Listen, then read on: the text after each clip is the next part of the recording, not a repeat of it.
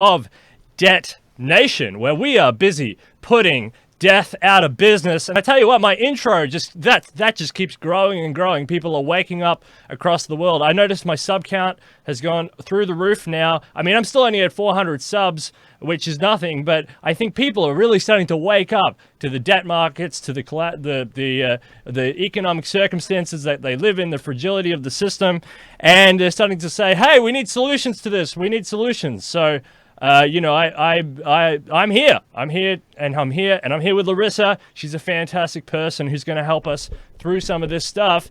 But before we cross over to the wonderful person coming in from the United States, I would like to first thank Thrivous. That's a wonderful company. Nootropics, Geoprotectors. This is great stuff. If you're in lockdown, have some nootropics. You can probably, instead of smashing out one book, you can smash out 10 books. How about that? And also Geoprotectors as well. That goes from, if you share this link around, it goes from $5 all the way up to $160 worth of Thrivous. That's the best deal on the internet. So make sure you get in on that. And also I want to say thank you to I Am Transhuman. That's David Kelly doing great, fantastic work out there. David Kelly. Now, Larisa, how are you coming in from the United States? Things are a little choppy, but I hope your spirits are high. Well, they're as high as they can be in this uncharted territory that we're facing, but cautiously optimistic that it will be very short order that we will all have to endure this before we see an upswing.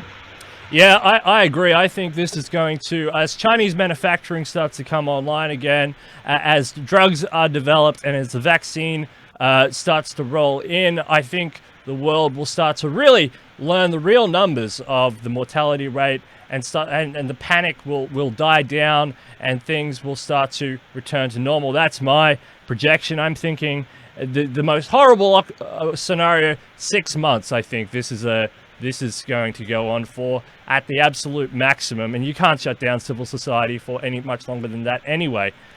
So yes, we are in uncharted territory. You're a businesswoman. Do you want to just quickly give the audience a quick rundown on your credentials and your positions in your life, or whatever you want to talk about? It's so beautiful to have you here. Thank you very much. Thank you. I am CEO of an investment and development and consulting company, which is based in Miami, Florida. We work predominantly with clients overseas in Africa, Europe, and the Middle East.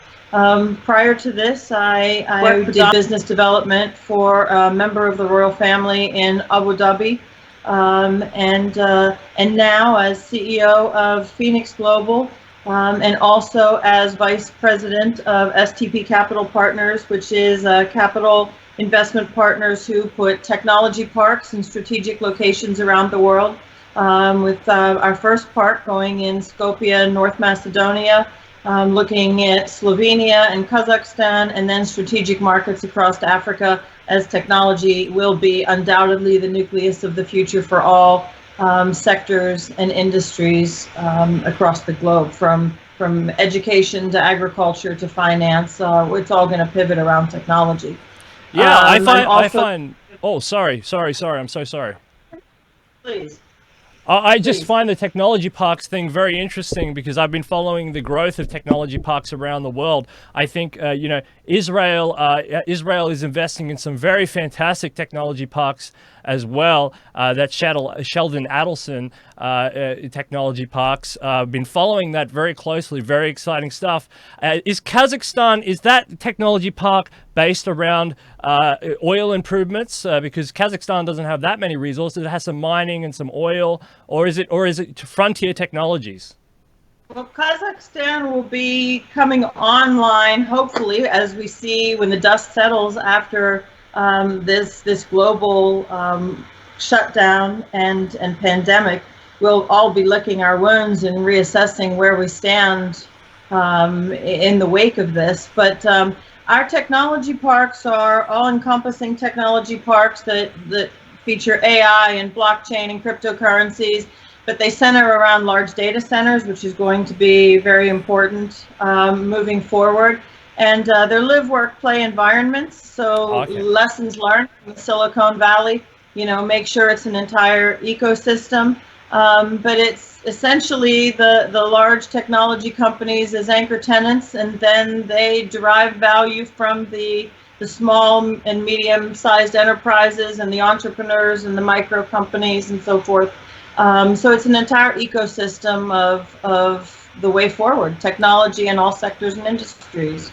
Wow, that's absolutely fascinating. And we have so many tech people on here talking about AI, blockchain technology, cryptocurrencies, 3D molecular printing, the information revolution. I mean, this is what this show does. It's transformatively a technology. So I'm very happy to hear that.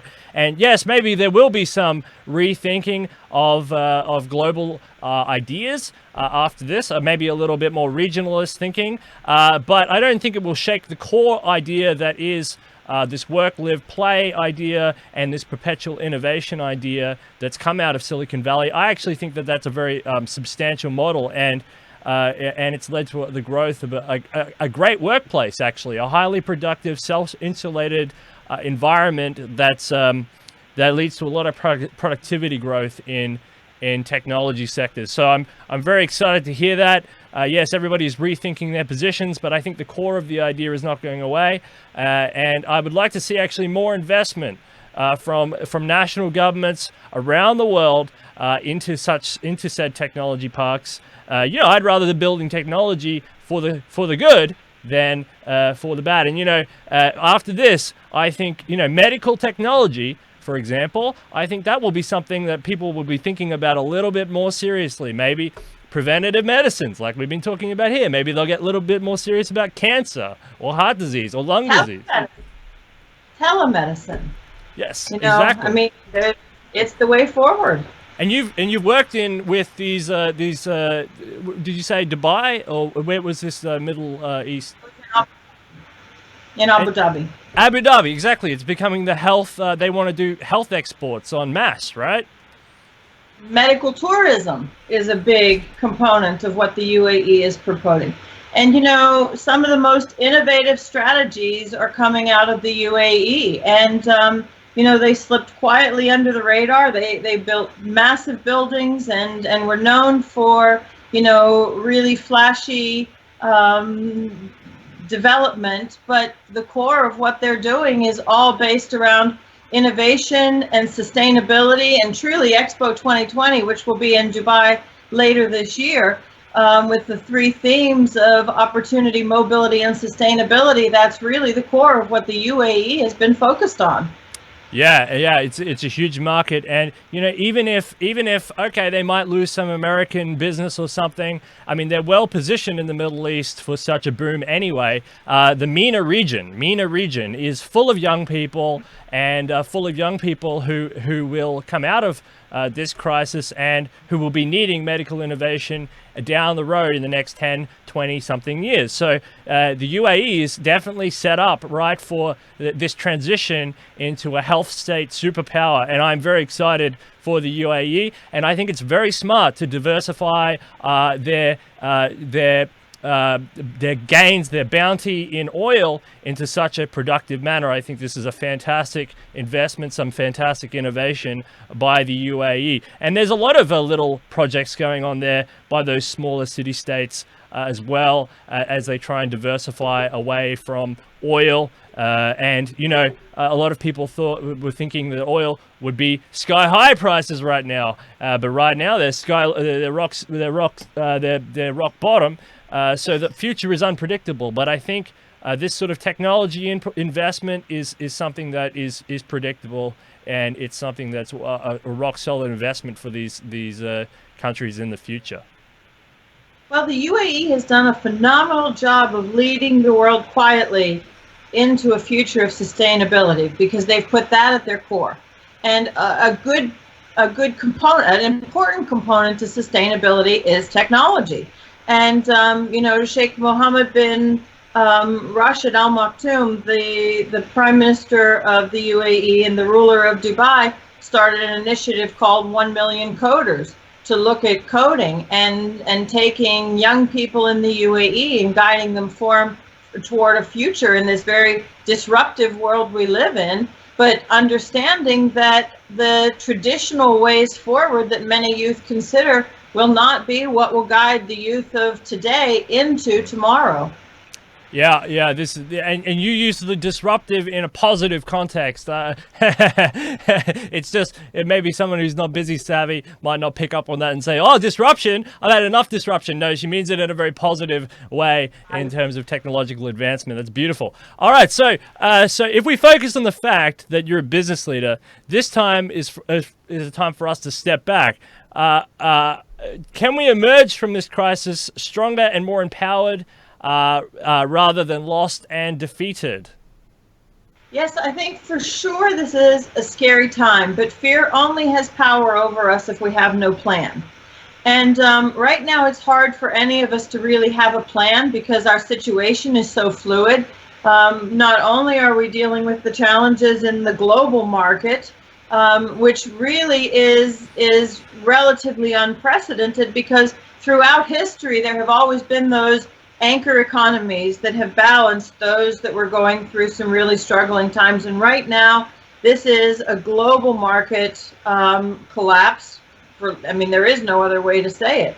And it's also compounded with this unprecedented global pandemic. So we have two really strong catalysts that are driving us into a future, an immediate future, a short-term future of a lot of uncertainty.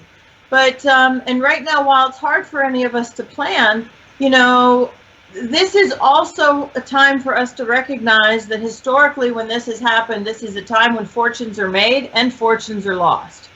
And those who go into a panic mode, lamenting what they can't do, or the business that they're losing, or trying to force their current business model onto this disruptive, in a negative sense, this disruptive time, they will struggle to emerge from this crisis in a position of control. Whereas those who pause and take a deep breath and look at the situation and trying to find unconventional ways to use their business to fill gaps, anticipating needs that are going to be created from this time, recognizing that when we do emerge from the ashes of this particular global crisis, that the way forward for business may very well be different than it was 2 months ago. Those will be the ones that will see the growth and the opportunity and will realize profitability ahead of their competitors. Yeah, well, I sort of knew that this was coming, and you can check my record on this going back through all the Detonation episodes. And, I thought the most valuable commodity at this point in time would be information, connecting with smart people around the world from a range of different perspectives, whether that's doctors, lawyers, physicists, financial analysts, business leaders like yourself, politicians, United Nations people. And I've tried to do the best I can to connect a whole community of people together, because I think the uncertainty is so high that is an important thing, having those different perspectives. And so that was my play. And for me, we are in uncharted territory. We're in unprecedented times. But for as long as I can hold this together, we'll try and work this out together and see what we can make of it and see what we can put back together. I'm not one here to laud Warren Buffett either, because I don't like Berkshire Hathaway. I know a lot of the little games he played, which I'm not happy with. But, the what he did in 2008, 2009 was he invested in the real economy, and he made a bet on American recovery, and that's how his fortune was grown. And the Gilded Era, way back in the 1900s, didn't last forever. Those guys eventually went bust, and they made a bet on the underlying economy, on roads and railroads and transport infrastructure and telecommunications and electricity and all of the things. And now we live in this era, and all of those are sort of standard texts, ancient texts, and it's now information technology, cognitive technology, frontier technology, AI, super AI, investments in mobile phone apps the digital economy, payment systems. This is where the future is. This is where the people are going. VR technology, etc. And so, I think that, this is why I've made this play, and so to warn people that, eventually things do recover. The earth is too large to, God isn't going to strike us down with a bolt of lightning. So we will come out of this, and the revolution on the other side is this new these frontier technologies, and it's also coupled with an investment into human health, human welfare, better systems, molecular manufacturing, looking after people's health and well-being, an investment in communities, strong community infrastructure projects, clean water, sanitation. Project 222, for example, this one down here. Smart cities are going to be essential to the future, and smart cities aren't just digitally connected cities.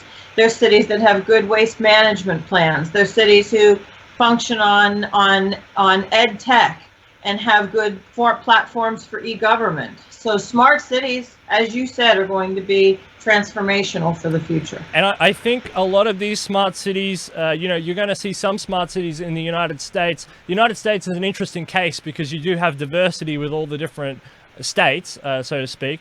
But I think a lot of these smart cities you will see rising up in the Middle East, and especially in, I think, a newfound China, where China's regional governments or city-states will rise up in the place of what is there now, which is the CCP-controlled region. I think you will see a lot of independent smart city-states, something similar to Hong Kong or Singapore, and a much more fractured way. But I think this is the way forward, like Shenzhen or something like that, being independent, big and smart, and more efficient. I think this is definitely something to look for in the future in terms of a future trend.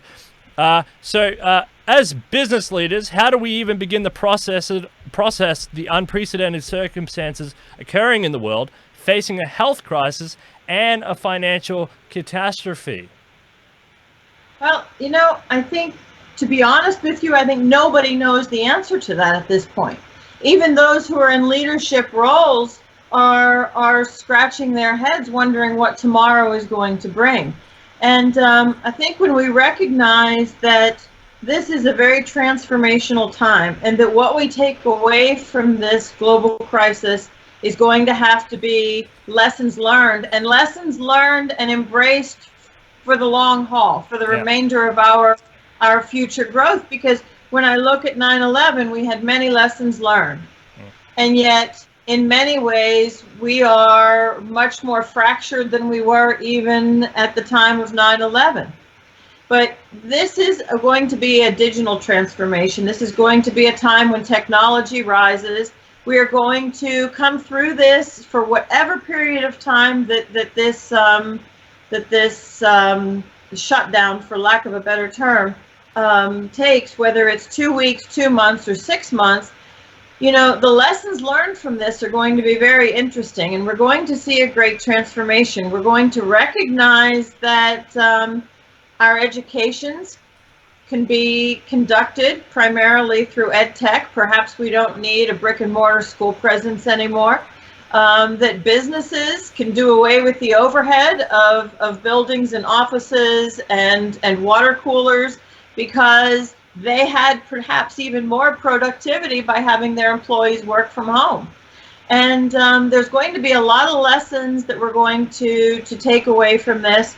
And I really truly believe that there is going to be a brand new way forward, that the way we did business 2 months ago will not be the way we do business when we emerge from the darkness and we begin to have some light in market growth and in our local economies and in the service industries, and as people go back to work. And right now it is a very scary time. Small businesses are struggling to figure out how they'll survive for 2 weeks, let alone 2 months. Employees are now home with no paychecks, and we can stimulate all we want to try and keep the economy afloat, but we've got to also start to have a plan for how do we destimulate down the road, because that's going to be a requirement. What is going to be our way forward? What will be our priorities? What will be our priority investments? How will governments look at the way we are governed on a national and a local and a regional and international level? We're going to have to see a greater degree of solidarity amongst nations. We can't be so isolationist. It can't be us against them.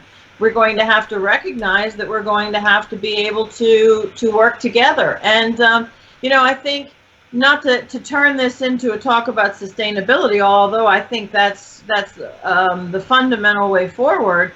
But when you look at the United Nations Sustainable Development Goals, if we would focus on those 17 goals, we would be able to turn the entire global economy around and put ourselves on a really positive trajectory. And goal number 17, which is partnerships for the goals, goes back to what you said, and that's going to be the power of collaboration. And it's going to have to be, competing competitors from the same industry collaborating, as well as two businesses from two completely unrelated industries. They will find value in the center, and we will be able to grow an entirely new global economy out of the darkness that we're in at the moment. Yeah, you're right. It's a once in a generational sort of shift, and I think they're going to have to do it now. I don't want to speculate too much what that might be, but I think that there is something more positive on the other side of this shift. I think, and you talk about these innovations in home business, for example, people staying at home and productivity going up. Absolutely. I mean, a lot of the old system of real estate and jobs for job's sake, a lot of it was built off unsustainable debt growth, debt growth economy. I didn't name this show Debt Nation for fun. It's not fun. I'm not having fun. But it was kind of a debt bubble. And this just needs time to recalibrate back to some sort of normal level. And when you do find that fair price, that fair value, you will see massive innovations on that other side. And I think that's where we're going with that. And I really hope that universities and university professors are really thinking hard about this, because what they teach their children in the next, their students in the next 2 years is going to really shape the minds of a whole new generation of thinkers out there of what type of world we want. And I think there's nothing wrong with international travel. There's nothing wrong with going from country to country. But maybe some things like the supply lines being a little bit fragile there, a little bit too far across the oceans, chasing cheap labor markets. Maybe these things have to be rethought, for example. So, yes, we are entering a period of reflection, I think, on a global scale, and thinking about how we fueled our boom, and now what the future is. And I think it's just a period of global reflection on that side. With the pressure to provide sitting on many of us causing many ancillary worries, how do we maintain optimism and motivation during this time with so many unknowns controlling our way forward? I love this question, optimism. Let's hear some optimism. Well, I give a lot of thought to this, because it would be so easy to sink into the depths of despair when you consider that, even for a company like mine, you have clients who suddenly can't prioritize consulting, and you have investors who are now zipping up their wallets because we're going to have to ride this storm out and see how long it takes until we get into calmer waters, and what the ramifications associated with that will be. So, it would be very easy to fall into the depths of despair, and for sure for small businesses, that's a struggle that they have right now. How do we survive? How do we make it through until we're operational again? And what will we find when we can resume operations again? Will we even be able to put it back together? And, we think with the same business plan and business strategy. So, a small business that was completely doing absolutely fine back in December, they're sitting at home right now with that business model, and they're saying, when are we going to go back to business, and how do we do that? And perhaps they should be sitting there and thinking, disrupting their own thoughts. This is a great time to be including your family in it. I know many of us want to shoulder everything so that the worry doesn't come home to our families. And then I will have a talk with one of my teenagers, and I will realize that, we have very linear thinking when we get to our advanced ages. And after many years in business, we have a certain way of doing it. We see things from a certain perspective. And, my 18-year-old, my 17-year-old have such out-of-the-box thinking, and they have the ability to hack through a problem in a way that I never even thought of it. And, I think this is a time when we may want to turn to the youth. We may want to turn to the university students, and we may want to hand them some of these problems that we have and then say, hack through it for us and give us an alternative and give us a solution. And I think we'd be very surprised, what we would find. Turn to your employees. Say, we have this challenge. What is your perspective and what might you recommend? Turn them into stakeholders of the company's future. And you might just find a really creative way forward that you never conceived before. Yeah, absolutely correct. I love that. I love that idea. Children, very young children, right up through, they always ask the most amazing questions. And I think questions are really fundamental to development and learning and growth and reflection. And I do see that as well. And, a lot of, because sometimes, and I'm not going to be too generic here, but sometimes, there are bosses and they can have a bit of a power play and be a little bit dismissive of employees. And when they say, I have a solution to an efficiency issue, and they're like, no, you don't know anything, you're just a cash register guy or something. It's the time to start listening to those efficiencies. If they have a good idea, this is the real perfect time for all those people to actually have their voices heard. So everybody has a voice. Information, like I said, information is going up in value. That's why I have this show. Information is on the rise. I agree. But yes, the youth definitely have a very different perspective, and they can interface much better with the new technologies that are coming down the road. For sure. They have their pulse on the future way more than we do. I mean, this is the generation they grew up in. My son was born 3 weeks before 9/11, and he will very likely not have a high school graduation ceremony because of what we're going through now. So this very transformational and at times disruptive period has been their lives. But yet this is their life, and they can see a bright way forward, and they know the future is being based in technology.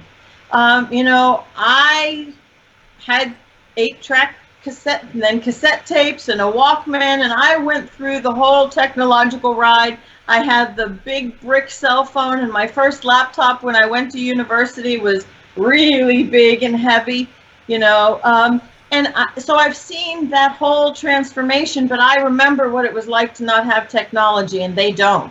Technology is a fundamental part of their entire life cycle to this point, and it will carry them through as technology, as I said, will be the nucleus of the future. And, if you include them in the challenges that we're facing now, it helps to make it a little bit less scary for them, and it helps to give us a little bit of a more creative perspective on where we can go. I don't know. We should always be grateful for where we were born in life, I guess. But I was actually quite lucky because I'm 1993, and so I was just I was just at the end of the cassettes. I still saw records around a little bit, CDs definitely, and then I also grew up with the controlled information stream, which was the mainstream media and the TV. And then 2000 rocked around, 9/11 obviously being a big one. And then we started to get the diffusing information through the internet after that, and everything sort of changed after that. So I have just a snippet of the end of the 20th century, and then most of my life has been this race through technology up until where we are now, which is getting ever faster. And it's been a natural process for me in that way because I am 1993. But yes, I can see the point for definitely people born in 2000 or later. They know nothing of controlled media. They have only ever heard of the mainstream media being yelled at as a big scary ogre, and while they watch alternative media, they don't know the actual consequence when you don't have alternative media, when you had to hand out flyers and leave them in a box buried underneath the oval, where you had to dig it up in the middle of the night, so yeah, so for small business owners, it's like walking across a fractured sheet of ice. How do we help small businesses get to safety on the other side? Look, this is a really interesting question, because we still have, this is a really good time for us to see those who have a lot of compassion and those who have a lot of care. I know for us, we have several NBA players. We have Mark Cuban, who owns the Dallas Mavericks, who is taking care of the arena staff and the support staff. We have Zion Williamson, who is an NBA player for New Orleans in his rookie year, has pledged to his salary to help support the support staff in his rookie year. We have Facebook, who stood up a $100 million program to help small businesses during this time. We have Darden Restaurants here in the United States, which owns Red Lobster and Olive Garden, who have now said that they will provide paid sick leave on a permanent basis for their employees, which is usually not something employees in the service sector get. So a lot of good is coming out of that. But on the backside of that, you still have an awful lot of small businesses who may only have 1 or 2 or 3 employees and who are really struggling tonight with, the guilt over having to potentially cause, catastrophic results in the household of some of their employees because they can't afford to pay the salaries and so forth. And yet we have a lot of big wallets around the world. We have a lot of big wallets in Washington. We have Hollywood. If I could just urge everyone who has some discretionary income right now, if you want to make an investment right now that will pay off in the end, even if it's not directly to you, adopt a small business. Help a small business to have some way forward through this, help them to be able to keep an employee or 2 or 3 on. For many in the 1%, this would be a drop in the bucket and they won't feel any negative repercussions from it. But if we keep our small businesses going, if we have some kindness and compassion and empathy towards our fellow man at this time when we're all going through a really uncertain and scary time, I think that in the end we will all come out much stronger, much wiser, and we will be on a much more positive course. Yeah, I don't want to do too much commentary because I think you've highlighted everything there. I'll say it like this. I hope and pray that you're right and that, that small businesses can ride this out and this doesn't go on too long and people get to keep their jobs and eventually the economy will rebound back to some sort of level of normality. That would be the best solution. That would be the best idea that I can think of. I don't want to go dwell on that too much. You mentioned we must use unconventional strategies to ensure that our businesses emerge from this crisis not only alive but stronger. What are some examples of unconventional strategies? What are some examples of unconventional strategies? Well, I think that depends on the business and that depends on the sector. But, I think what we're going to see now moving forward is that businesses will start to recognize that collaboration among competitors will give them a lot of value. You work with a competitor, it doesn't necessarily take customers and clients or stakeholders away from you, but it gives you a much larger pool of customers and clients and stakeholders.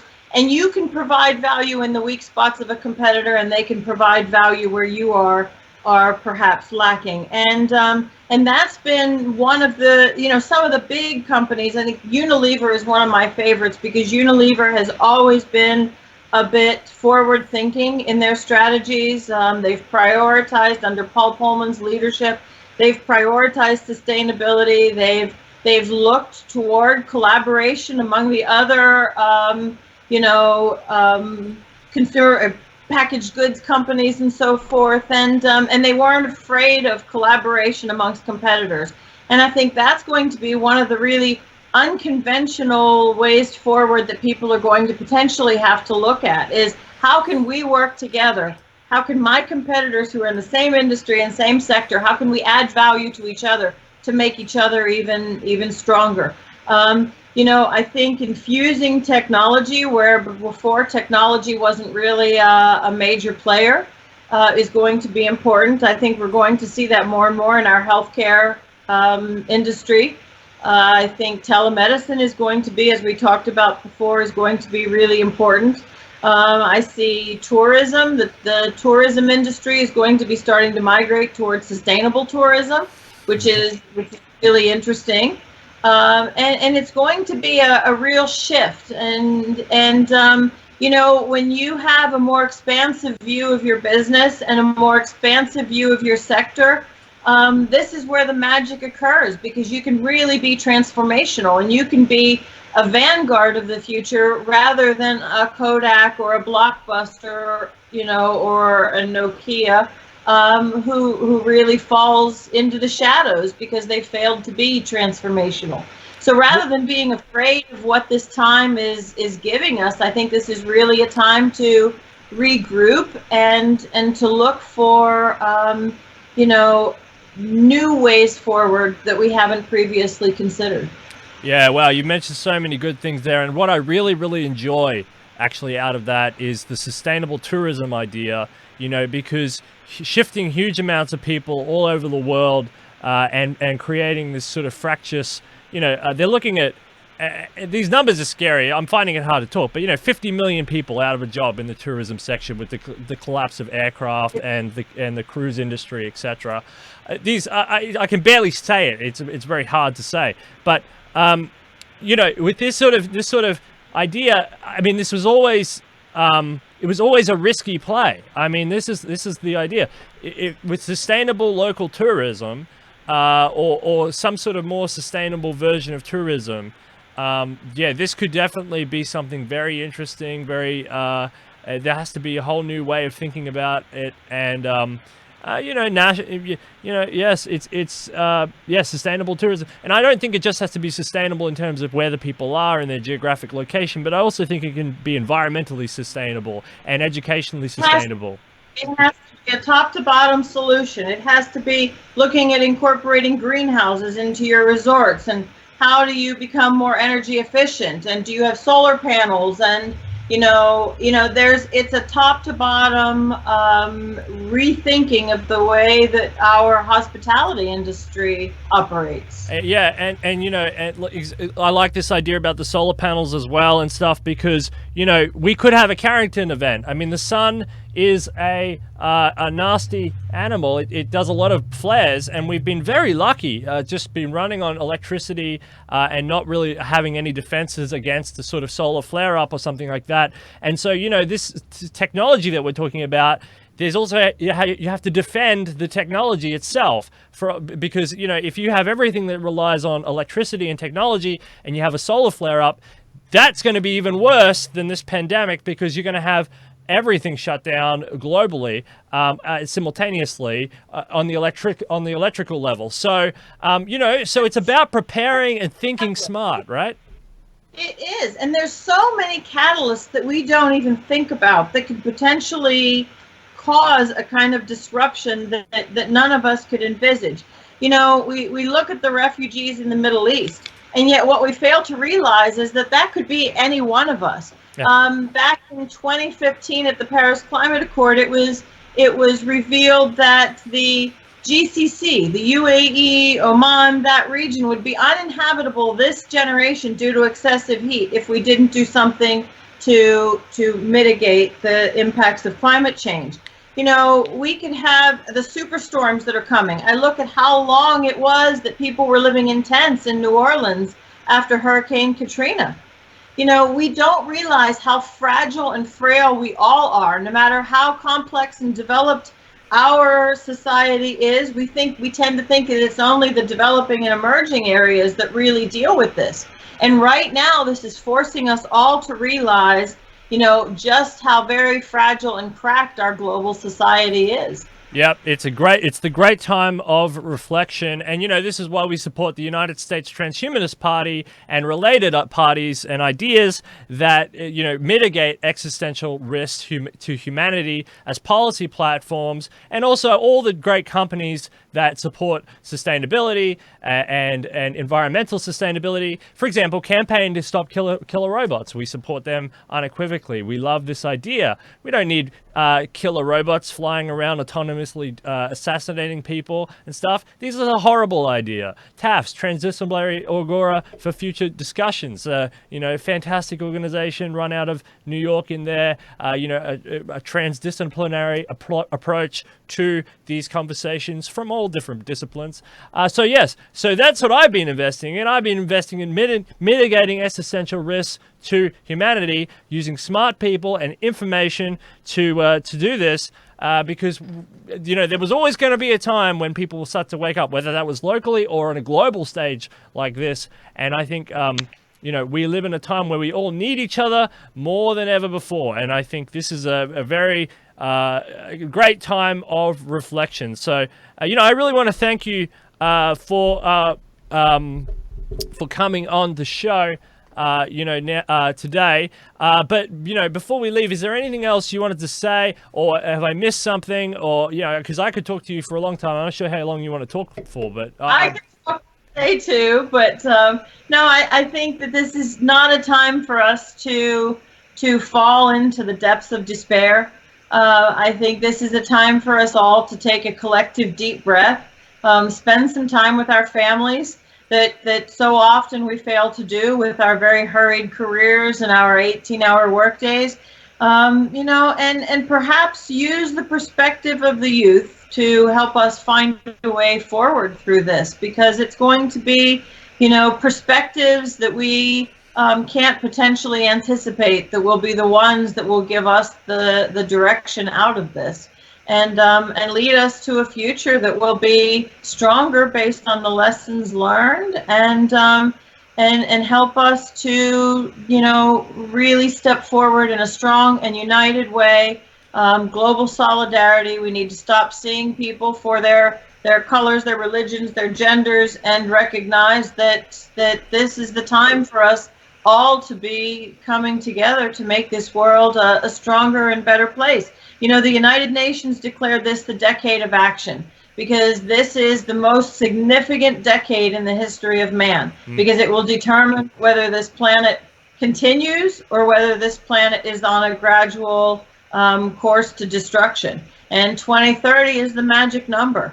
And if we use the next 10 years to help derive solutions that the generations yet to come will thank us for, I think we will have a legacy that will go on for centuries and centuries.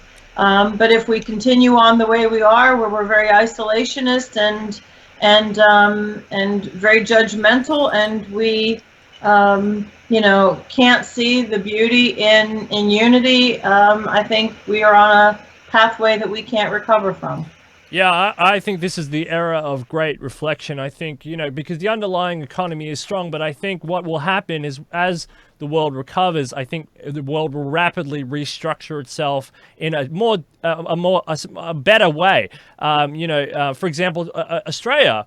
We didn't go through the GFC because China was still online. China was rapaciously consuming resources to ship them to America. And, really our natural trade partners is Indonesia, it's Thailand, it's Taiwan, it's Thailand, it's Vietnam, it's the Southeast Asian countries, it's India, arguably. But it's not really, China's too far away. That's something abnormal in the system there. And I think America is feeling the same thing. There's something abnormal when you have to ship ships all the way across the Pacific Ocean, back and forth, back and forth, back and forth, and live in a just-in-time. You raise a very interesting point, and this is really highlighting a deficiency that we have globally, and why I say Africa is probably the landmass that will save the world, as we have urban sprawled ourselves out of our food security. But we don't produce anymore. I grew up Pennsylvania, which Pittsburgh was the center of the steel industry. My grandfather worked in the coke mill at J&L Steel. And we have ended really our manufacturing industry in the United States. And when that happens, you have no choice but to turn to import. And I think this may be one of those really, disruptive, and I keep coming back to that word, but it applies in so many different areas. This is really going to turn the way we think about the future growth of the United States on its ear, because we're going to have to now look at, can we bring back a manufacturing industry? And the answer is yes. The answer is yes. And the answer is Mexico, and arguably Canada, but more Mexico, and it's more sustainable. It's right there. It's closer. It's got great demographics. The amount of there's a great episode on here that I do with James Jones from CubeSpawn. He's a engineer, and he does molecular manufacturing. He builds these beautiful 3D printing machines, and he tells you that the amount of pollution that's pushed into the atmosphere because of these giant cargo ships is astronomical. I don't even remember. It's trillions of tons or something. It's something ridiculous. And the amount of environmental overflow, degradation and overflow, and things like the Great Pacific Garbage Patch is all because of these inefficiencies in the supply chain. And because on national, and this is the psychology shift, nationally, people say, oh, we live in a just-in-time system. So therefore, on a local level, people live in a just-in-time system. And this is why casuals and restaurants and a lot of different sectors of society live very cash-strapped lives and live paycheck to paycheck, which is unfortunate. But I don't think they'll be doing that after this. I think they'll say, wow, we really learned our lesson about sustainability. And I really want to start thinking about all aspects of sustainability, from my national sustainability of this just-in-time stuff to my own personal finance. And I don't want to have this just-in-time stuff. And no more just-in-time. We want sustainability across the board in line with the United Nations goals, the 17 goals that you've recommended here, plus a whole bunch of others, the World Bank development goals, or the IMF development goals, or even local and national goals, coming out of a lot of the bureaucratic, lower bureaucratic ideas saying, we need some more sustainable growth. But what do you think to that? It's a shift in psychology, right? It is a complete shift. And, there's always going to be product that we're going to need to move around the world. Yeah. No matter how much, we critical resources. Critical resources, you can only find them in limited areas. Australia sits on a whole bunch of them. From Ecuador, bananas will still come from Ecuador and Costa Rica. It's gone from the dawn of man, trade, and back to the Silk Road. Trade is such an important part of what we do. But there is some that really there is no need for. We have the ability to produce. We've gotten, dare I say, a bit lazy. And, many times we don't want to do the labor that our grandfathers did.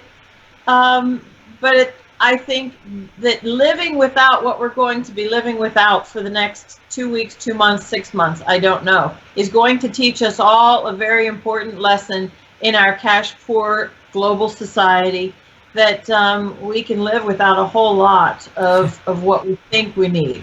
And if we were going through this in isolation, I wouldn't be so worried. But what worries me is the fact that the bread and circuses have now been pulled as well, and all the normal people who are out there, they've all woken up. And when they wake up, that's not much fun, because they don't really understand. And I really feel sorry for them, because they look around and they say, "What's happening? This is not how I was told it was going to be." And so they're all scrambling for answers, and they won't find answers. They'll find confusion, and that's really terrifying, because people behave irrationally.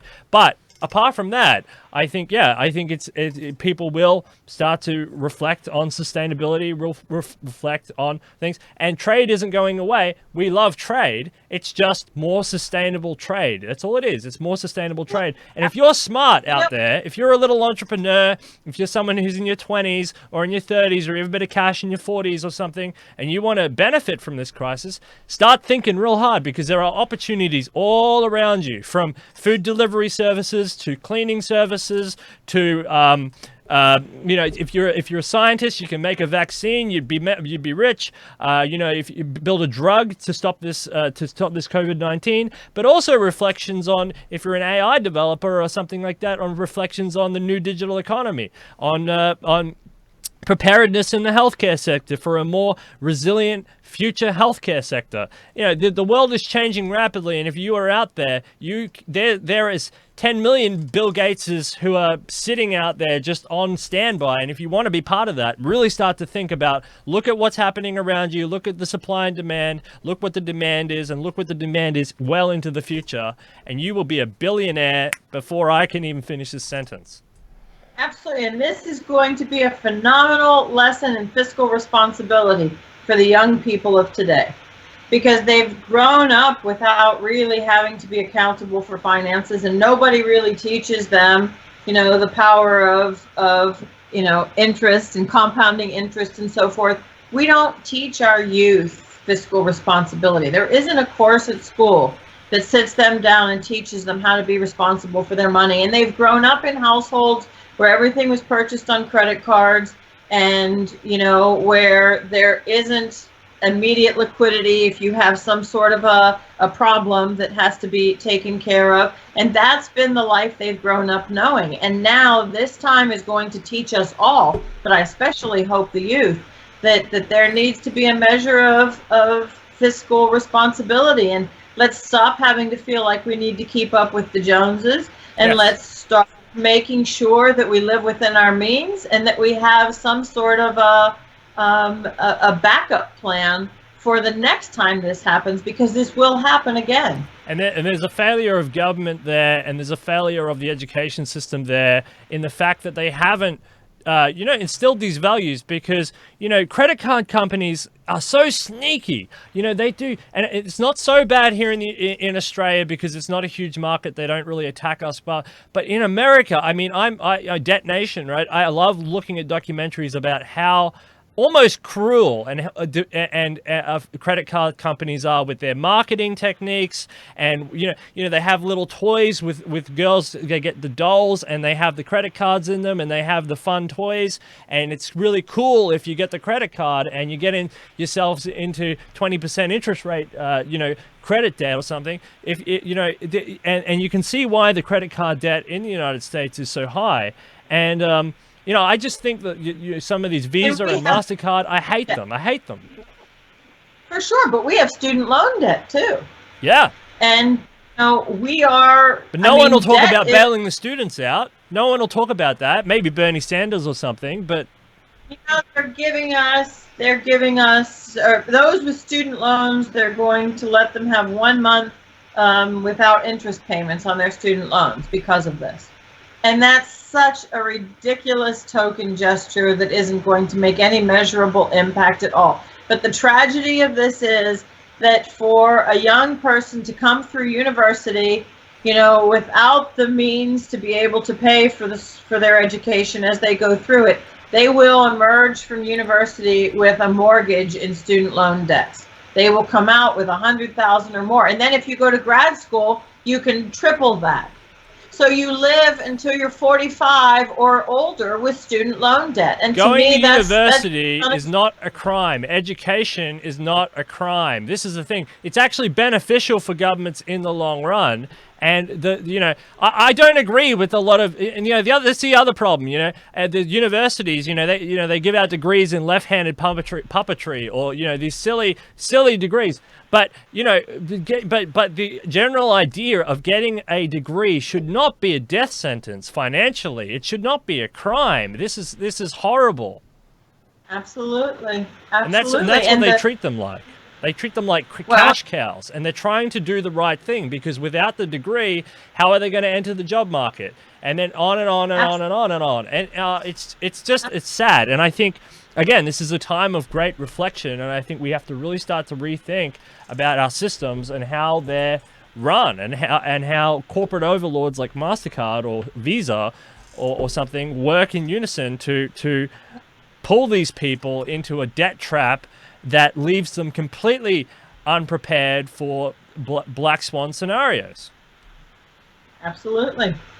Absolutely. And you know, I think we're going to be now starting to look at a future that isn't living in the lap of luxury. I think we'll now start to think twice before we buy a Lexus, and we may consider you know, a Ford. And I'm not picking on any particular brands, of course, but you know, I think this is really going to shift the way that we all think, and it must shift the way that we think.